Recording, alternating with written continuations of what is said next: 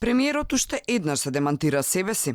Денеска рече оти немал намера да го споделува со јавноста записникот од разговорот со руските комичари, во кој, како што рече, се гледала вистината дека додека зборувал со нив, не се согласил за мито за Вселенскиот патриарх Вартоломеј за тој да издействува признавање на МПЦ, односно дека пранкерите емитувале сечени монтирани разговори.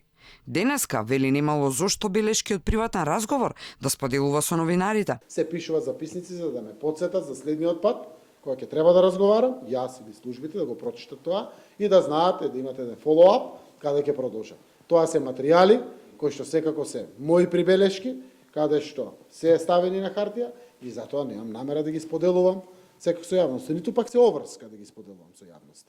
Се што представува официјален документ, јавно достапен материјал за јавноста, согласно законот за јавни информации, секој пат сме го споделували. Но кога водиме прибелешки за во мојот кабинет, за да ми бидат подсетувања за следното разговарање, дали преку состанок или преку телефон, апсолутно мислам дека тоа немам ниту обврска, ниту треба да го споделувам така заради тоа што некој го бара. На пресконференција пред 20 дена, кажа оти записниците може да ги видат медиумите за да ја разберат вистината. Првиот разговор е овде во канцеларијата.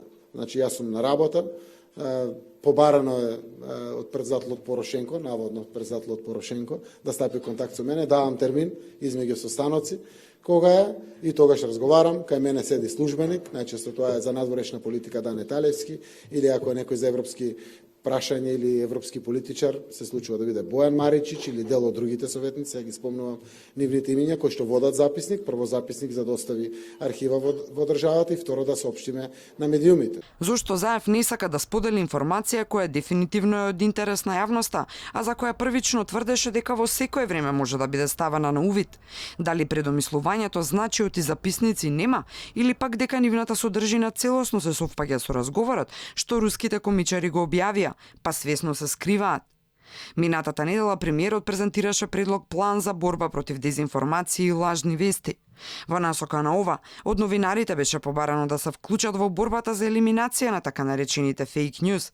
Но како кога информациите од влада не ги добиваме, а објаснувањата во врска со тоа се контрадикторни.